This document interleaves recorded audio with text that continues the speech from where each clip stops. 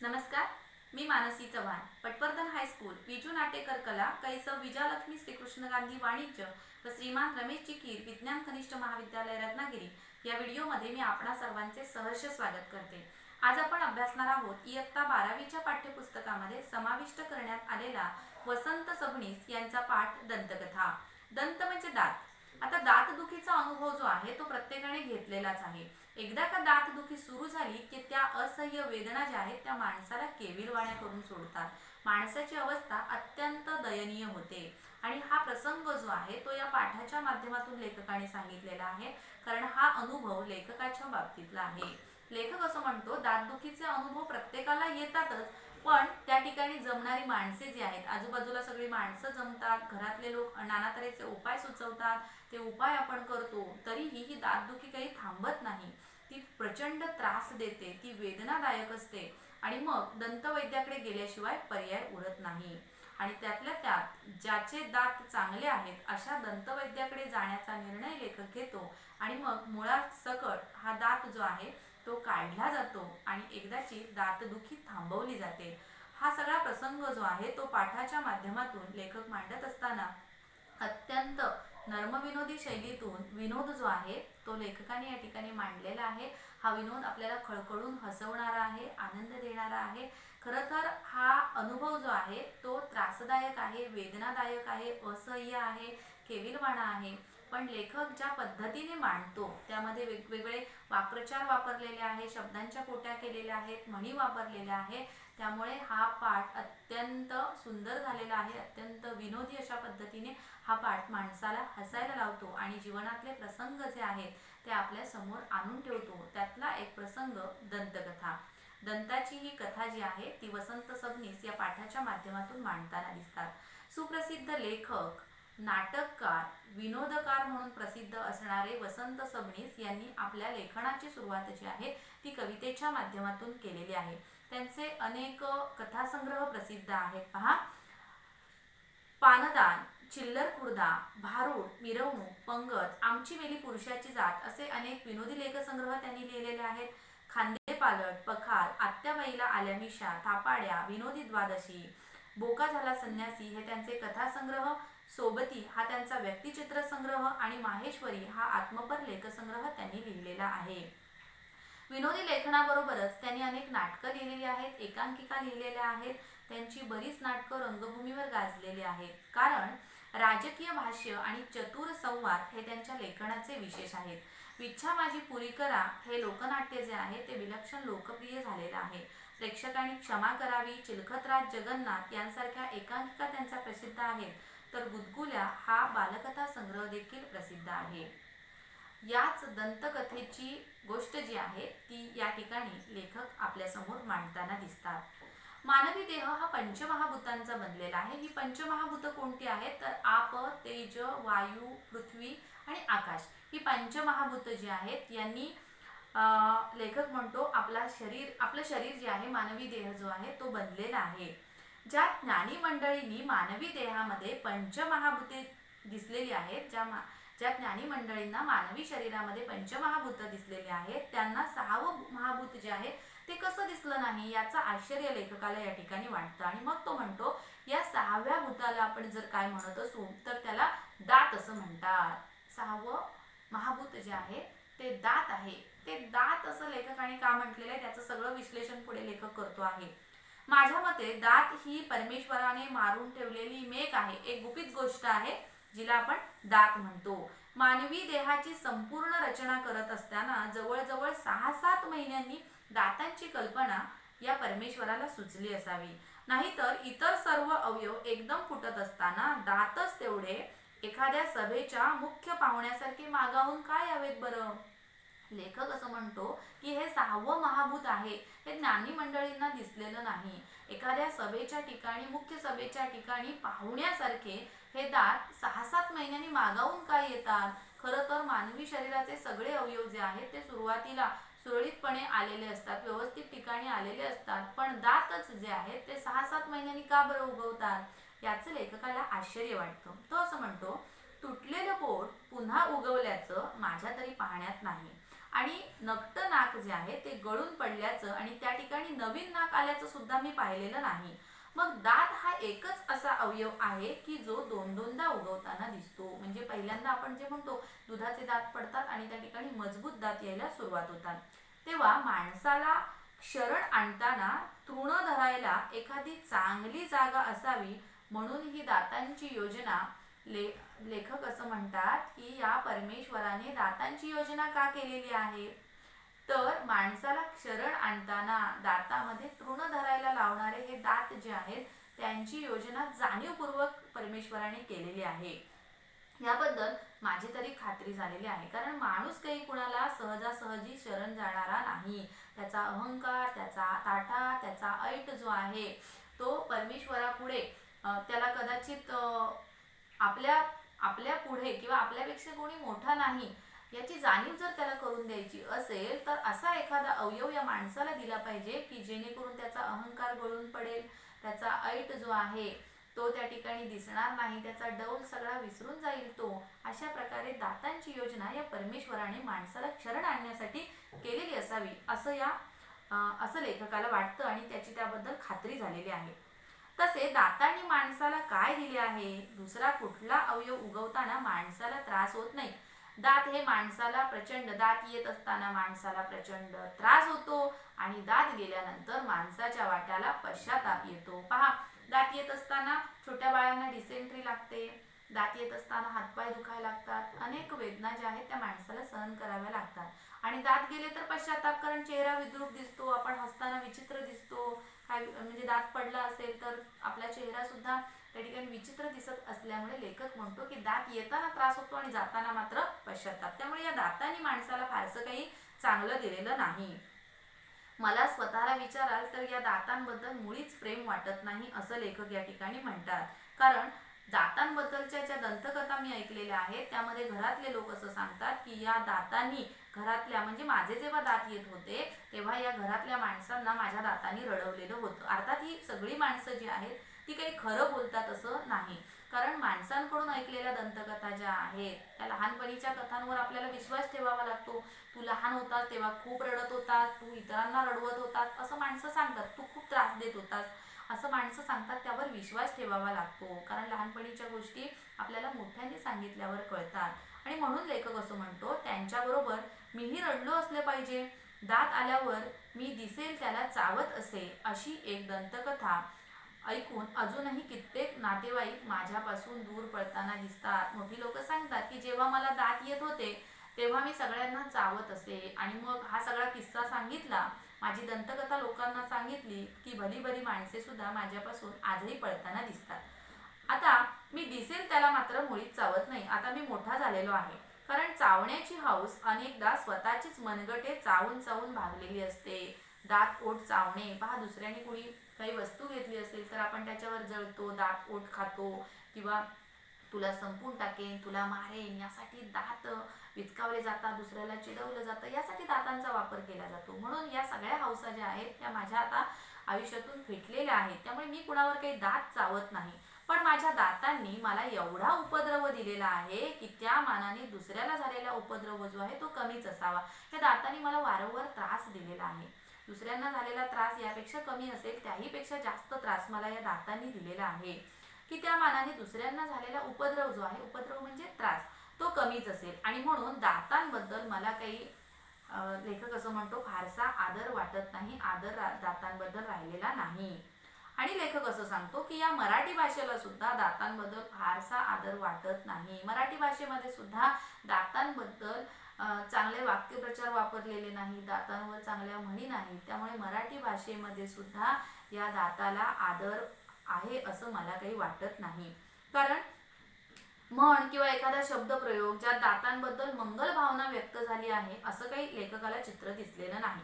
ज्या म्हणी आणि शब्दप्रयोग दातांशी निगडीत आहेत त्या कशा आहेत पहा, त्या दारिद्र्य आहे, भिकारपणा आहे आणि असभ्यपणा आहे, याचा प्रत्यंतर घडवणाऱ्या आहेत. दातांबद्दल मराठी भाषेमध्ये ज्या म्हणी वाक्प्रचार आलेले आहेत त्या असभ्य आहेत, घाणेरड्या आहेत, भिकारड्या आहेत, दारिद्र्य आहेत असं लेखक या ठिकाणी म्हणतो. नाही म्हणायला प्रेमविवल कवी जे आहेत या कवींनी प्रियसीच्या दातांना कुंदकळ्यांपर्यंत नेऊन पोचवल्याचा अनुभव लेखकाला आहे. पण लेखक असं म्हणतो की प्रियसीच्या दातांबद्दल हे प्रेमविवल कवी जे आहेत ते प्रियसीच्या दातांना कुंदकळ्या असं म्हणताना दिसतात. मात्र प्रियसीच्या दातामध्ये जीव अडकून त्या ठिकाणी तिच्या दातांसाठी वेडेपिसे झालेले प्रेमवीर मी काही पाहिलेले नाही. आणि मग डोळे, रंग, ओठ, एखादा तीळ, एखादी माणसाला पडणारी खळी जी आहे यामध्ये माणूस गुंतत जातो, त्याचं आकर्षण माणसाला वाटत जातं. पण दात पाहून वेडा झालेला प्रियकर माझ्या काही पाहण्यात नाही, अशी दातांबद्दलची कथा जी आहे ती लेखक या ठिकाणी सांगतो. लहानपणी जे दात न घासल्याबद्दल मार खावा लागायचा तेच दात तरुणपणी फार वेळ घासीत बसल्याबद्दल वडील माणसांची बोलणी खावी लागतात. लेखकाचा अनुभव कसा आहे पहा. प्रत्येकाला येणारा हा अनुभव आहे की लहानपणी दात घासले नाहीत म्हणून माणसं ओरडत बसतात आणि मोठं झाल्यानंतर तेच दात स्वच्छ दिसावेत, त्याला चमक यावी म्हणून आपण बराच वेळ दात घासत बसतो. त्यावेळेला तुला काही दुसरी कामं नाहीत का, नुसताच दात घासत बसलास, अशी बोलणी सुद्धा मोठ्या माणसांकडून आपल्याला खावी लागतात. एकूणच काय तर व्यवहारामध्ये कोण म्हणजे जे दात आहेत ते कोण केव्हा पाडील याचा काही भरवसा नसतो आणि जे दंतवैद्याकडे जायला भाग पाडतात ते म्हणजे दात. अशी माझी दातांबाबतची कल्पना आहे. व्यवहार करत असताना कोण कधी आपले दात पडेल काही सांगता येत नाही. अशा दातांबद्दल मला काही फारसं प्रेम वाटत नाही, आदर वाटत नाही आणि जे दंतवैद्याकडे जायला भाग पाडतात ते म्हणजे दात, अशी लेखकाची दातांबद्दलची कल्पना झालेली आहे. लेखक या दातांच्या बाबतीतला एक अनुभव या ठिकाणी मांडताना दिसतो. तो असं म्हणतो, मनुष्य स्वभावाप्रमाणे मीही प्रथम दातांची पर्वा केली नाही. माणसांचे दात जेव्हा मजबूत असतात, चांगले असतात, तेव्हा खाता पिताना कोणत्याही प्रकारची पर्वा वाटत नाही. माझे दात मजबूत आहेत, मी तरुण आहे, अशा प्रकारचा त्या ठिकाणी डामडौल जो आहे तो लोकांना आपण सांगताना दिसतो, बढाया मारताना दिसतो. आणि मग लेखक असं म्हणतो की मी बऱ्याच वेळेला दातांच्या बाबतीत दुसऱ्याची अवहेलना मी केलेली होती. एवढ्याशा दातदुखीचे एवढे मोठे कौतुक का करतात लोक, हे मला काही कळत नव्हतं. आमच्या परशा पेहलवानासारखा मस्त गडी सुद्धा दातांपुढे जेव्हा चारी मुंड्या चित झालेला मी पाहिला तेव्हा मात्र मला दातदुखीचा जरासा संशय आला. लेखक काय म्हणतोय पहा की या दातांबद्दल वारंवार केलं जाणारं कौतुक जे आहे, दातांचं दुखणं महाभयंकर असतं आणि भरभरून लोक त्याविषयी बोलत असतात, त्यावेळेला मी मात्र पर्वा केली नाही, कारण मला दातांच्या बाबतीतला अनुभव जो आहे तो आला नव्हता. पण जेव्हा मी परशाकडे पाहिलं आणि परशा हा पेहलवान होता आणि तो पेहलवान असणारा परशा दातदुखीने जेव्हा त्रस्त झाला, चारी मुंड्या चित होणे म्हणजे पराजित होणे, त्याने सुद्धा या दातांपुढे जेव्हा हार मानली तेव्हा मात्र या दातांच्या बाबतीत मला थोडासा संशय आला. काय घडलंय पहा. परशा हा जन्मापासून पेहलवान होता. रानात अनेकदा त्याने लांडग्यांची झुंज दिलेली होती आणि या लांडग्यांचे सुळे नुसत्या एका काठीच्या तडाख्याने पाडणारा परशा जो होता तो नेहमी ऐटीत चालायचा आणि जणू असा चालायचा की तो जणू काही या जंगलाचा वनराजच आहे. छाती इतकी पुढे काढायचा की अनेकदा त्याची छातीच पुढे दिसायची आणि थोड्या अर्ध्या मिनिटानंतर तो दिसायचा, त्याचा चेहरा दिसायचा. असा परशा जेव्हा रस्त्यात भेटला तेव्हा तो काय म्हणायचा, काय र कुठं निघालास, असा ऐटीत तो मला विचारायचा. असा त्याच्या दृष्टीने प्रेमळ प्रश्न तो होता. तो पेहलवान होता, तो अत्यंत प्रेमळपणाने मला हा प्रश्न विचारायचा, परंतु त्याचा मला राग येत असे. पण माझ्या दृष्टीने अत्यंत तो उर्मट असा सवाल करायचा तेव्हा मी त्याला रागाने काय म्हणायचो, चाललोय कुस्ती मारायला, येतोस का, असं लेखक त्याला म्हणायचा. पेहलवानाला उत्तर देताना सुद्धा लेखक काय म्हणायचा, चाललोय कुस्ती मारायला, येतोस का. त्यावेळेला तो म्हणायचा कुस्ती, अरे असं तो जेव्हा असं म्हणायचा आणि तो बिकट हसायचा. लेखकाची त्याला कीव यायची आणि तो म्हणायचा, अगोदर माशी तरी मार, अगोदर नाकावरची माशी तरी मार आणि मग कुस्तीचं बघू, अशी तो लेखकाची त्या ठिकाणी अवहेलना करायचा, चेष्टा करायचा, मस्करी करायचा. आणि मग आपल्या खांद्यावरचा दणका जो आहे तो प्रेमाने लेखकावर मारायचा. पण लेखकाला त्यावेळी गंमत वाटायची, कारण त्याने मारलेला दणका जो आहे तो त्यालाच लागायचा. पेहलवानाचा दणका खरं तर लेखकाला लागायला हवा होता, पण लेखकाची हाडं इतकी मजबूत होती की या पेहलवानालाच लेखकाची हाडं लागायची आणि लेखक आनंदून जायचा. लई हाडं आहेत तुझ्या अंगात, दगडावानी लागत्यात हाताला, असे त्याने म्हटले की हाडाच्या बाबतीत का होईना पण आपण त्याला वरचढ आहोत याचा आनंद लेखकाला अधिक वाटायचा. आपल्या ताकदीची मस्तीची परशाला फार गमेंट होती. स्वतःचा उल्लेख करताना तो स्वतःला सिंह म्हणायचा, स्वतःला तो सिंह म्हणायचा. आणि असा हा सिंह म्हणून घेण्यात त्याला फार अभिमान वाटायचा. असा हा परशा होता. काय परशा, यंदा कशी काय तयारी आहे असे जर कुणी त्याला विचारले तर त्याचे उत्तर ठरलेले असायचे. तो काय म्हणायचा पहा, सिंहाला काय भ्या आहे का कुणाचं, म्हणजे मी सिंह आहे आणि मला सिंहाला का कुणाचं काय भय आहे का, असं त्याचं उत्तर ठरलेलं असायचं. सिंह मातीत उतरला की लांडगी कोल्ही पाक पशार होतात. बाकीच्यांना तो लांडगी कोल्ही म्हणायचा आणि स्वतःला सिंह म्हणायचा. आणि मग तो म्हणायचा की या सिंहापुढे लांडगी कोल्ही काही टिकणार नाही. सिंहाला अल्याड लई झोप लागती या, अशा भाषेत तो नेहमी स्वतःबद्दल बोलायचा. स्वतःचा तो आदर करायचा, स्वतःला सिंह म्हणायचा, बाकीच्यांना लांडगी म्हणायचा, कोल्हे म्हणायचा. आणि मग अशा सिंहाला आता मात्र मस्तपैकी झोप लागते असं तो सांगायचा. त्याला दात घासायचा विलक्षण कंटाळा असे. 4-8 दिवसातून एकदा केव्हा तरी तो दात घासायचा. दात घासण्याचं सोंग करायचा. आणि त्याबद्दल जर सहज त्याला विचारलं, परशा तू दात घासीत नाहीस वाटतं रोज, असा जर त्याला प्रश्न विचारला, सिंह काय दात घासतो होय कधी, असं त्याने ताडकन उत्तर दिलं. लेखक असं म्हणतो, त्याला कोणी विचारलं काय रे बाबा दात घासत नाही, तेव्हा तो म्हणायचा सिंह काय कधी दात घासतो. असा हा सिंहासारखा उग्र आणि बलदंड परशा एके दिवशी सपाटून मार खाल्लेल्या कुत्र्यासारखा समोरून येत होता. हा स्वतःला सिंह म्हणवणारा हा परशा एके दिवशी लेखकाला कसा दिसला, तर कुत्र्यासारखा मार खाल्लेला तो त्याला दिसला. त्याची ऐट, त्याचा दिमाग, त्याची घमेंड यापैकी कशाचाही मागमूस त्याच्या चेहऱ्यावर दिसत नव्हता. कुस्तीत हरला तरी सुद्धा तो असा कधीही दिसला नव्हता. जवळ जाऊन विचारले, काय पेहलवान काय झालं आज. लेखक म्हणतो, मी त्याला विचारलं, काय झालं रे, काय झालं, तू एवढा पेहलवान आणि आज असा कसा दिसतो आहेस.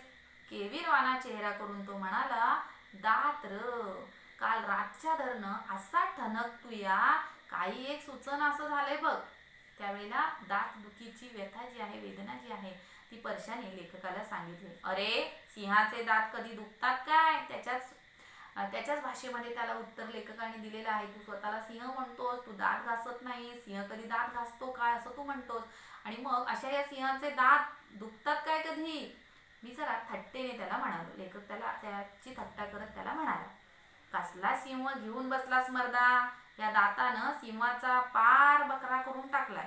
असे म्हणून त्याने त्याच्या दातदुखीची दर्दभारी कहाणी जी आहे ती लेखकाला सांगितली. आणि वर शेवटी तो म्हणाला, अरे सिंहच नव, नरसिंह आला तरी दाता मोर त्याचं काही एक चालायचं नाही. ही दातदुखी जी आहे ती इतकी भयंकर आहे. सिंहच काय, नरसिंह आला तरी दातदुखी जी आहे ती त्याला सहन होणारी नाही, असं परशाने सांगितलं. मला त्यावेळी परशाचं हसू आलं असं लेखक म्हणतो. पण काही काळानंतर माझा जेव्हा परशा झाला तेव्हा माझा नक्षा पार उतरला. परशाला आलेली दातदुखी जी आहे त्याचा अनुभव जो आहे तो माझ्या बाबतीत जेव्हा आला तेव्हा माझ्या चेहऱ्यावरचा नक्षा पार उतरलेला होता.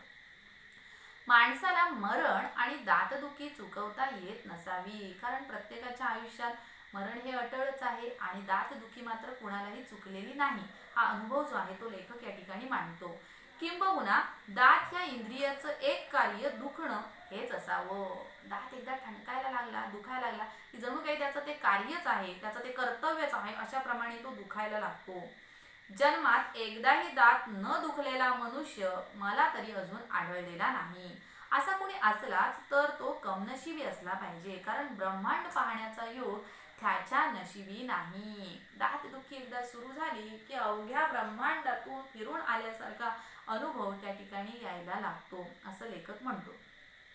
अनेक वर्ष समोर येईल ते मिटल्या डोळ्यांनी चावणारा माझा दात एके दिवशी काही कारण नसताना ठणकू लागला. काय घडलंय पहा.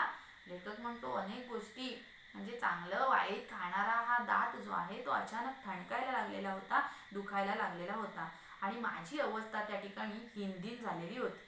दात ठणकू लागल्यावर पहिली गोष्ट कोणती केली असेल तर दातदुखीची मी ज्यांची अवहेलना केली होती त्या सगळ्यांना दात व दाढांसकट मनातल्या मनात मी माफी मागितली त्या सगळ्यांची, ज्यांची ज्यांची मी दातदुखीसाठी अवहेलना केली होती. जेव्हा माझा दात दुखायला लागला त्या प्रत्येकाची मी माफी मागितली. दात दुखायला लागला की तो मुळापासून दुखू लागतो. किंबहुना दाताला मूळ असते हे फक्त तो दुखायला लागला म्हणजे कळते. हे दात जे आहेत त्यांची मुळं काही आपल्याला दिसत नाहीत, पण या दाताला मुळं असतात. दात दुखायला लागला, जरा का तो दात हल्ला की त्याची मुळं इतकी वेदना देतात. दाताला मुळं असतात हे खऱ्या अर्थाने तेव्हाच कळते. आणि म्हणून मग लेखक म्हणतो, दात दुखायला लागला तेव्हा तर माझी खात्रीच झाली की आपण आरोग्यशास्त्राच्या पुस्तकात पाहिलेले दातांचे चित्र आणि प्रत्यक्ष आपले दात यात फरक असला पाहिजे. कारण आपल्या दाताला मूळ नसून झाडासारख्या मुळ्या असल्या पाहिजेत आणि त्या हिरड्यात सर्वत्र पसरल्या असल्या पाहिजेत. नाहीतर सगळेच दात दुखत असल्याचा भास मला का व्हावा. एक दात दुखायला लागला की संपूर्ण आपला जबडा जो आहे तो हालायला लागतो, दुखायला लागतो. आपला गाल जो आहे त्याला सूज येते. आणि म्हणून या दाताला एक मूळ नाही तर अनेक मुळ्या फुटलेल्या आहेत. झाडांप्रमाणे याला जणू काही मुळं आहेत. हा अनुभव जो आहे याची खात्री मला त्या ठिकाणी पटली. प्रत्येक दाताला हात लावून पाहिल्यानंतर ज्या दाताने शंख करायला लावला तो दुखरा दात, त्याची मात्र खात्री झाली. एवढे सगळे दात जे आहेत त्यातला कोणता नेमका दात दुखतो आहे हे जेव्हा तपासून पाहावं म्हणून जेव्हा हात लावला, ज्या दाताने शंख केला जो अधिक वेदना देणारा होता, त्याने ज्या दाताने शंख केला तो दुखरा दात, याची लेखकाला खात्री झाली. दुखऱ्या दाताला लहानसा स्पर्श सुद्धा खपत नाही बरे. हे दुखणे साधे सरळ असावे तेही नाही. एखाद्या कवीच्या मनातील जिप्सीसारखा एखादा लाकूड तोड्या माझ्या दातांच्या मुळाशी खोल बसलेला असतो आणि तो एकामागून एक घाव घालीत असतो. इतके ठणके त्या ठिकाणी मारतात की त्या ठिकाणच्या वेदना ज्या आहेत त्या असह्य होऊन जातात. आणि म्हणून एखाद्या लाकूड तोड्याने त्या मुळावर जणू काही झाडाच्या मुळावर जणू काही घाव घालावे तशाप्रमाणे त्या वेदना ज्या आहेत त्या वाढत जातात. त्याचं दुखणं जे आहे ते काही थांबत नाही. असे म्हणतात की दिवसा सभ्य दिसणारी माणसे रात्री आपल्या खऱ्या रूपात फिरतात. दात हा अवयवही अशाच माणसांसारखा असावा. नाहीतरी दिवसा अधूनमधून पण सभ्यपणे दुखणारा दात रात्री राक्षसासारखा अकराळ विकराळ का होतो. दातात आणि चोरात साम्य असते याच बाबतीत. दोघेही रात्री गडबड करतात. लेखक असं म्हणतो की दातदुखीचा अनुभव जो आहे तो बऱ्याच जणांना रात्री येणारा आहे. सकाळी आपण सभ्यपणाने फिरत असतो. सकाळी आपला काही दात जर दुखत असेल तर त्याच्या वेदना कमी असतात आणि मग रात्री हा दात अकराळ विकराळ रूप धारण करतो. अतिशय ठणके मारत असतात आणि मग सकाळी सभ्य वाटणारा हा माणूस जणू काही चोरांप्रमाणे, रात्री चोर, सकाळी हा चोर सभ्य वाटतो आणि रात्री तो ज्याप्रमाणे चोरी करतो तसाच हा दात सुद्धा आपल्याला रात्री अकराळ विकराळ अशा स्वरूपामध्ये इकडे तिकडे फिरताना दिसतो, वेदना देताना दिसतो. म्हणून चोराच्या बाबतीत आणि या दातांच्या बाबतीत साम्य असलं पाहिजे असं लेखकाला वाटतं. दात दुखण्याने मी आध्यात्मिक तत्वचिंतनही करतो. दात दुखतो तेव्हा मला साक्षात्कारच होतो. पहा, लेखक असं म्हणतो जेव्हा दात दुखतो तेव्हा आध्यात्मिक तत्वचिंतन करावं लागतं. म्हणजे आपण परमेश्वराचं त्या ठिकाणी नाव घेतो. तत्वचिंतन हे कसलं आहे पहा, की काहीतरी वेगळा साक्षात्कार, दात दुखायला लागला की आपल्याला जणू काही वेगळा साक्षात्कार झाल्याचा अनुभव लेखकाला येतो. दात हेच जणू काही सत्य आहे, जग हे मिथ्या आहे. संत ज्याप्रमाणे आपल्याला सांगतात की हे समोर दिसणारं वास्तव आहे, समोर दिसणारं जग जे आहे ते सत्य आहे आणि बाकी सगळं मिथ्या आहे, त्याप्रमाणे दातांच्या बाबतीत सुद्धा मी तत्वचिंतन करताना दिसतो. त्या क्षणी संसार असार वाटतो. नेहमी हवे हवेसे वाटणारे शेंगदाणे दगडासारखे बेचव लागतात. बायको व मुले हा केवळ भास आहे असे वाटते. आपण सगळं काही विसरून गेलेलो असतो. या दातांचं दुखणं जे आहे ते इतकं असह्य होतं, इतकं वेदनादायी असतं की आजूबाजूचं जग सुद्धा आपल्याला आठवत नाही. अशा वेळेला लेखक म्हणतात की जणू काही हे शेंगदाणे खावेसे वाटतात, हवे हवेसे वाटतात, ते सुद्धा नकोसे झालेले असतात. आपल्या अवतीभोवती वावरणारी माणसं, आपली मुले, बायको, यातलं काहीही आपल्याला त्या ठिकाणी आठवत नाही. समोरून येणारी एखादी सुंदरी डोळ्यांना जाणवतच नाही आणि दातांचा ठणका मला ब्रह्मांड दाखवून देतो, प्रचंड वेदना देतो. रात्रभर माझ्या ब्रह्मांडाच्या 10-20 फेऱ्या तरी सहज होतात आणि पहाटे ब्रह्मांड मिथ्या असून दातच सत्य आहे याची पुन्हा एकदा जाणीव होते. इतक्या वेदना होतात की जणू काही आपण हे तिन्ही ब्रह्मांड फिरून आलो आहोत. नाना तऱ्हेच्या वेदना ज्या आहेत त्या आपण सहन करतो आणि मग सकाळ झाली की हे जग आपल्या समोर असतं आणि मग दात हात सत्य आहे, बाकी सगळं मिथ्या आहे याची जाणीव होते. सकाळी झाल्यानंतर थोड्याशा दाताच्या वेदना ज्या आहेत त्या कमी झालेल्या असतात आणि मग आपण जागेवर स्थिरावतो. दातांच्या बाबतीतला हा अनुभव जो आहे तो लेखक या ठिकाणी सांगतो. प्रत्येकाच्या आयुष्यामध्ये हा येणारा अनुभव आहे. माझ्याबद्दल लोकापवाद फार, लोकांमध्ये हे अपवाद म्हणजे लोकांच्या बाबतीत समजलेले गैरसमज जे आहेत ते फार आहेत दातांच्या बाबतीत. लेखक काय म्हणतोय पहा. दातदुखी ही त्यातून काही सुटलेली नाही. माझ्या दातदुखीच्या काळात संबंध आडीतली लोक जे आहेत ते रात्रभर झोप मिळत नाही असे म्हणतात. म्हणजे एकदा का माझी दातदुखी सुरू झाली की आळीमध्ये आमच्या असणाऱ्या लोकांना म्हणे झोप मिळत नाही. पण यावर माझा काही विश्वास नाही. अर्थात आळीतील सर्व लोक आळीपाळीने माझ्या घरात डोकावून फक्त दातदुखीच ना असा सवाल करून जातात हे खरे आहे, पण यावरून त्यांना झोप येत नाही असा निष्कर्ष काढणे बरोबर नाही. जणू काही माझ्या तब्येतीची चौकशी करण्यासाठी हे लोक आळीपाळीने आमच्या घरामध्ये डोकावताना दिसतात. मग खरं तर याच्यावरून मी असा तर्क काढायचा का या लोकांना झोपच येत नाही. हे लोक माझ्या घरामध्ये डोकावतात आणि दाढदुखीच आहे ना, बाकी काही प्रॉब्लेम नाही ना, बाकी काही समस्या नाही ना, असे हे लोक सांगताना दिसतात. मागच्याच दातदुखीच्या वेळी मी पलंगाच्या कोपऱ्यात दोन्ही हातात तोंड धरून बसलो होतो आणि दातदुखीच्या काळामध्ये असंच मी कोपऱ्यामध्ये दोन्ही हात जे आहेत ते दोन्ही हात म्हणजे कोपऱ्यामध्ये पलंगाच्या कोपऱ्यात दोन्ही हातात तोंड धरून मी त्या ठिकाणी असा शांत बसतो. ही दाढदुखी जी आहे ती मला सहन होत नाही आणि मी शांतपणे बसलेला दिसतो. चेहऱ्यावर बहुधा कुणीतरी नुकतीच थोबाडीत मारल्याचा भाव माझ्या चेहऱ्यावर असतो. आणि मग कारण मी आरशात पाहत नाही. तोंडातल्या तोंडात दाताला आरसा कशाला. मी घशातल्या घशात आवाज बंद करण्याचा प्रयत्न करून सुद्धा तो बंद होताना दिसत नाही. घसा आणि जीभ फितूर झालेली असते. मी फारच मोठ्याने ओरडत होतो असं बायकोचं मत होतं आणि मग माझ्या बाबतीत बायकोचं हे मत सुद्धा संबंध चाळीचं मत होऊन जातं. हा मी काय काय प्रयोग करतो. मी अशा वेळेला आरसा घेत नाही. दोन्ही हात जे आहेत ते तोंडावर धरून बसतो. ही दाढदुखी कमी व्हावी यासाठी मी नाना प्रयत्न करतो. मी विवळत राहतो, ओरडत राहतो आणि बायको मग म्हणते की तुम्ही किती ओरडत होतात, फार ओरडत होतात. आणि मग बायकोचं असं जर म्हणणं असेल तर चाळीतल्या लोकांचं असं म्हणणं असणारच. आणि मग आळीपाळीतले हे माझ्या घरात डोकावणारे लोक जे आहेत या सगळ्यांना जणू काही माझा त्रास होतो, मी फार ओरडतो असं त्यांचं म्हणणं झालेलं आहे.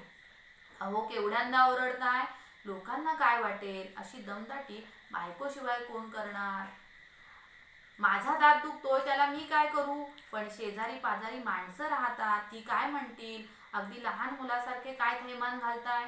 बायको म्हणते शेजारी पाजारी माणसं राहतायत, लहान मुलासारखे काय रडताय, काय ओरडताय. दात दात दात मी चिडून म्हणालो ते कळलं पहा. आणि मग शेवटी बायकोने अशा प्रकारचे प्रश्न केल्यानंतर दात दात माझे दात दुखत आहे ते मी बायकोला ओरडून सांगितलं. तुला कळलं, सगळ्यांना कुठं कळलं.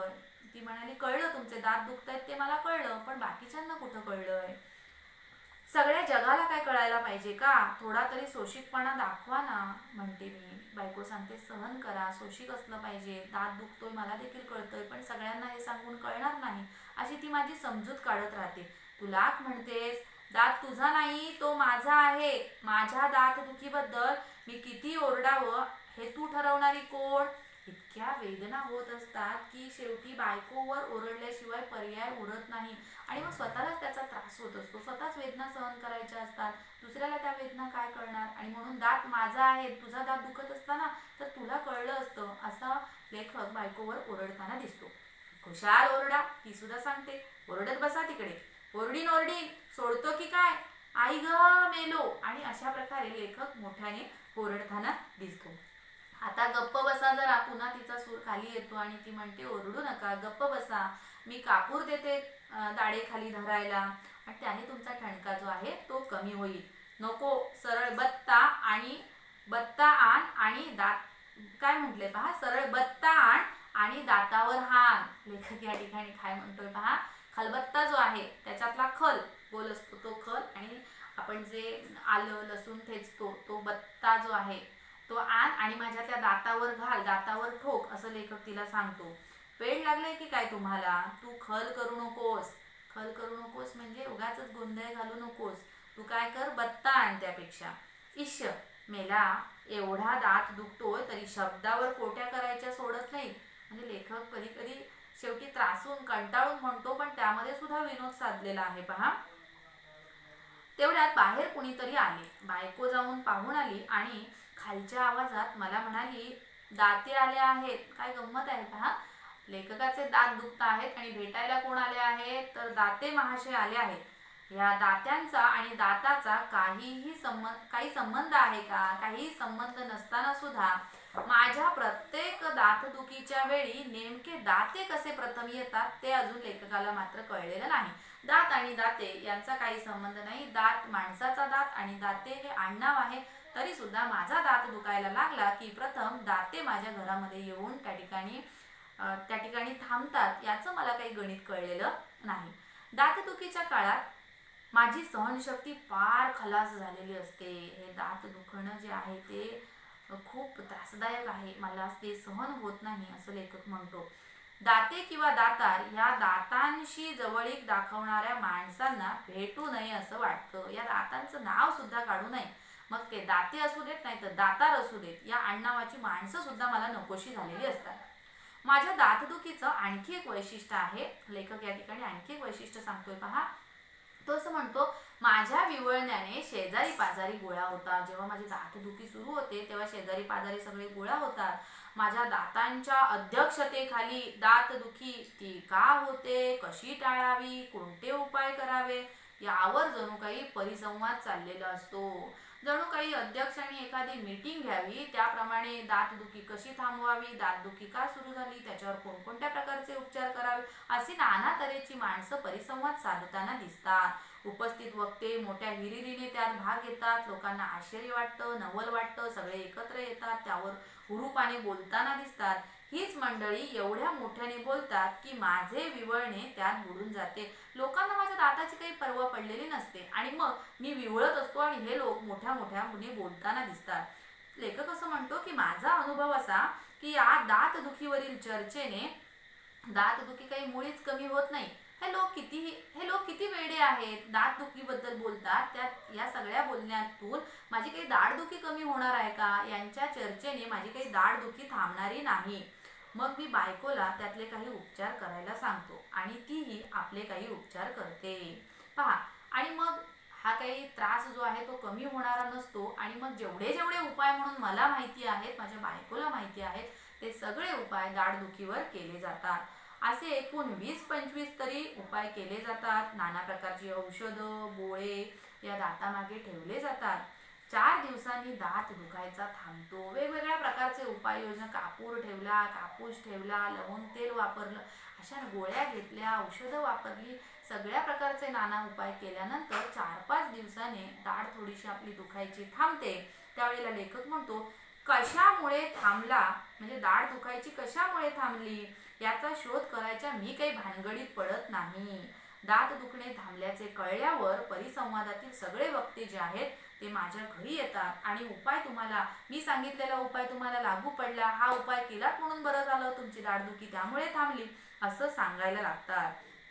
प्रत्येकाने त्याने सुचवलेल्या उपायामुळे गुण आल्याची कबुली देऊन मी मात्र मोकळा होतो. मी काही त्या ठिकाणी स्पष्टीकरण देत बसत नाही. मी सांगतो, हो ना, तुम्ही हे सांगितलात म्हणून माझी दाढ दुखायची थांबली, नाहीतर मग त्यासाठी आणखी वेळ या लोकांना द्यावा लागायचा. म्हणून मी सरळ सांगून टाकतो, सरळ त्यांना धन्यवाद देतो, आभार मानतो की तुम्ही हे सांगितलात, हा मी उपाय केला म्हणून बरं झालं. सगळे खुश होतात. दंत आघाडीवर सर्वत्र सामसूम होते पहा. विजय मिळवल्याचा आनंद प्रत्येकाच्या चेहऱ्यावर असतो की मी असा प्रकारचा उपाय लेखकाला सुचवला म्हणून याची दाढदुखी थांबली आणि मी सुद्धा मनोमन खुश होऊन जातो. एखाद दुसरा महिना जातो आणि पुन्हा तोच दात, तोच ठणका आणि तेच उपचार याचा पुन्हा प्रयोग होतो. 2-4 महिने गेल्यानंतर तोच दात पुन्हा ठणकायला लागतो, तेच उपाय केले जातात. ही दाढदुखी जी आहे ती काही संपत नाही. या सगळ्याला कंटाळलो मी शेवटी, लेखक असं म्हणतो, या सगळ्याला कंटाळून शेवटी दातांचा प्रश्न कायमचा सोडवावा या दृष्टीने मी दातच काढून टाकण्याचं ठरवलं. की या दातांवर किती वेळा उपाय करत बसायचे, त्यापेक्षा हा दातच काढून टाकलेला बरा असा निर्धार लेखकाने केला. अनेकांचा सल्ला त्यासाठी लेखकाने घेतला आणि दंतवैद्याचे चेहरे पाहून त्यातल्या त्यात बऱ्यापैकी दंतवैद्य जो आहे तो लेखकाने गाठला. का कुणास ठाऊक, पण माझी अशी समजूत झाली की ज्याचे दात चांगले असतील असाच दंतवैद्य शोधलेला बरा. ज्याचे दात किडलेले आहे, दुखरे दात आहे, जो चित्रविचित्र हसताना दिसतो, अशा दंतवैद्याकडे जाण्यात काही अर्थ नाही. त्यामुळे ज्याचे दात चांगले आहेत ना असा एखादा दंतवैद्य आपण गाठायचा आणि त्याच्याकडे आपण उपाय करून घ्यायचे असं लेखकाने ठरवलं. आणि तसा आपला ठरवलेला मनसुबा जो आहे तो लेखकाने घरामध्ये सांगून टाकला. यापूर्वीच्या आयुष्यात दंतवैद्याशी कसलाही संबंध आलेला नव्हता. म्हणजे यापूर्वी लेखकाला दात काढण्याचा अनुभव आलेला नव्हता आणि तेच ठीक होते असे संबंध आल्यावर वाटले. म्हणजे आपण यापूर्वी दात काढला नाही, हे चांगलं झालं आपल्या दृष्टीने, पण जे घडू नये ते मात्र घडत होतं. लेखकाला दात काढावा लागत होता. मी त्याला भेटून सारी दंतकथा सांगितली. दंतवैद्याकडे लेखक गेला. आपली कथा जी आहे, दात कशा पद्धतीने दुखत होता, कधीपासून दुखतो आहे, ही सगळी दंतकथा त्या दंतवैद्याला सांगून टाकली. दात काढून टाकण्याचा माझा विचार दंतवैद्या इतका दुसऱ्या कुणालाही पसंत पडला नाही. कारण दात काढण्यासाठी पैसे लागतात आणि मग हे पैसे त्या डॉक्टरला मिळावेत, दंतवैद्याला मिळावेत अशी त्याची इच्छा असते आणि उपचार करावेत, सेवा करावी असाही त्याचा मानस असतो. त्यामुळे तुम्ही आता दात काढून टाका. ही सारखी दातदुखी जी आहे ती सहन करण्यापेक्षा दात काढूनच टाकलेला बरा असा उपाय जो आहे तो त्यांनी त्या ठिकाणी सांगितलेला आहे. दंतवैद्य इतका दुसऱ्या कुणालाच पसंत पडला नाही. दात काढण्याबाबत आमचे मतैक्य झाल्यावर पुढचा मार्ग सरळ होता. फक्त दात काढायला पैसे द्यावे लागतात याचे मात्र लेखकाला वाईट वाटले. पण मग माझी अशी समजूत झाली. त्यावर लेखकाने आपली स्वतःची अशी समजूत करून घेतलेली होती, आपण जेव्हा केस कापतो तेव्हा ते मुळापासून केस कापत नाही, तरी सुद्धा आपण केस कापणाऱ्या व्यक्तीला त्या ठिकाणी पैसे देतो. मग दात तर मुळापासून काढून टाकायचा आहे, मग अशा दंतवैद्याला पैसे द्यायला हरकत नाही अशी मनाची समजूत करून लेखकाने आपला निर्धार जो आहे तो पक्का केला. आणि मी प्रामाणिकपणे सांगतो असं लेखक म्हणतो की 10-12 वर्षापूर्वी दंतवैद्याबद्दलच्या खऱ्याखुऱ्या दंतकथा जेव्हा मी ऐकल्या होत्या की लोक सांगतात की दंतवैद्य दात कशा पद्धतीने काढतो, अशा प्रकारची अस्त्र शस्त्र तो वापरतो, या ठिकाणी इंजेक्शन देतो आणि त्यामुळे त्या वेदना भयानक असतात, असे लोक आपापले अनुभव जे आहेत, मी 10 दिवस खाल्लं नाही, 12 दिवस काही खाता आलं नाही, रक्त येत होतं, असे वेगवेगळे अनुभव प्रत्येकाचे असतात. आणि त्यामुळे लेखक असं म्हणतो की या दंतवैद्याच्या दंतकथा ज्या मी ऐकल्या होत्या त्याबद्दल माझ्या मनामध्ये भीती होती, पण जेव्हा मी स्वतः उपाय करून पाहिला तेव्हा मात्र ही भीती मनातून पार निघून गेली. त्यावरून दंतवैद्याची खुर्ची, दात उपटण्याची क्रिया इत्यादी सर्व गोष्टीबद्दल माझ्या मनात विक्राळ भीती होती, पण प्रत्यक्षात तसं काही घडलं नाही. दंतवैद्य जे आहेत ते अलीकडे फारच माणसाळलेले आहेत, म्हणजे माणसाला ते व्यवस्थित रीतीने हाताळताना दिसतात असं लेखकाचं प्रामाणिक मत झालं. त्यांनी माझ्या हिरड्यात इंजेक्शन देऊन इतक्या लिलया तो दात उपटला की मी आश्चर्यचकित, म्हणजे दात केव्हा उपटला, त्याच्या वेदना मला फार होणार होत्या असं मला वाटत होतं, पण वेदना काही जाणवल्या नाहीत, वेदना काही फारशा झाल्या नाहीत आणि सहज त्या दंतवैद्याने तो दात माझा काढून टाकला. दात उपटण्याची ही क्रिया जी आहे ही इतकी सोपी असेल असं लेखकाला काही वाटलेलं नव्हतं. मी आजवर शत्रूंना आणि शेजाऱ्यांना भांडणाच्या वेळी दात उपटून हातात देईन, दात घशात घालीन, अशा प्रकारे शक्तीचं मी प्रदर्शन केलं होतं. म्हणजे दात उपटून हातात देणं किंवा दात घशात घालणं म्हणजे फार काही मोठं आहे, शत्रूला अगदी चारी मुंड्या चित करण्यासारखं आहे असं लेखकाला वाटलं होतं. पण दात इतक्या सहजपणे जर उपटता येत असेल तर आपण दिलेली ही धमकी साधी सुधी आहे असं लेखकाचं मत झालं. आणि म्हणून तो असं म्हणतो की या माझ्या धमकीला आता काहीच अर्थ उरलेला नव्हता, याची हळहळ दंतवैद्याच्या खुर्चीत असताना मला वाटली. दंतवैद्याने हात दाखवला, हाच तो खलदंत. हातामध्ये जो दंतवैद्याने हात पुढे केला आणि त्या हातावर जो दात ठेवला होता, हा तुमचा दात पहा. हा तो खलदंत होता, जो खूप त्रास देत होता, वेदना देत होता, हा तुमचा दात आहे. ज्याने माझे बायको पुढे कसे हसे केले, तोच हा नीच दात. या दाताला लेखकाने काय विशेषण वापरलेलं आहे पहा.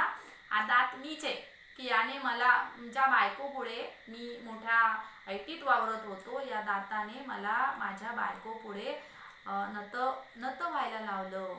तिच्या पुढे मी झुकलो, तिचं ओरडणं मला खावं लागलं. असा हा नीच दात आहे. या दाताने बायको पुढे माझं हसं केलं होतं. हा नतद्रष्ट आहे, हा दृष्ट आहे, हा कपटी आहे. तुला हेच शासन योग्य आहे. तुला मी आता काढून टाकलं ना, मुळापासून उपटून टाकलं ना, तेच बरं झालं. तुला ही शिक्षा व्हायलाच हवी होती. असे मी उरलेले दात ओठ खाऊन मनाशी म्हणालो. लेखक असं म्हणतो की त्या दातावर मी राग व्यक्त केला. आता पुन्हा तो ठणका लागणार नाही, पुन्हा हे बोळे धरावे लागणार नाहीत, पुन्हा बायकोचा उपदेश ऐकावा लागणार नाही. या विचाराने मी आनंदून गेलो. हा दात काढल्यानंतर अनेक प्रश्न सुटणार होते. दाढ दुखणार नव्हती, बोळे ठेवावे लागणार नव्हते, बायकोचं ऐकावं लागणार नव्हतं. आणि या विचाराने सगळ्या लेखक आनंदून गेलेला होता. त्या आनंदाने मी बेहोश झालो. उरलेल्या दातांना धाक बसावा म्हणून तो काढलेला दात घरी नेण्याचा विचार मनामध्ये आला. पहा, तुम्ही मला ही जर दातदुखी देणार असाल ना, तर मुळापासून तुम्हाला सुद्धा उपटून टाकीन. बाकीच्या दातांना त्या ठिकाणी धाक बसावा यासाठी लेखक म्हणतो मी तो दात घरी घेऊन जाणार होतो आणि बाकीच्या दातांना सुद्धा तो काढलेला दात दाखवणार होतो, असा विचार सुरुवातीला माझ्या मनात आला. पण या दाताची संगत सुद्धा नको, ज्याने इतका त्रास दिला, इतक्या वेदना दिल्या, जो ठणकायला लागला, अनेकांची गाऱ्हाणी मला ऐकावी लागली, अनेक जण येऊन हे ना ते उपाय सांगत होते, हे सगळं मला करावं लागलं.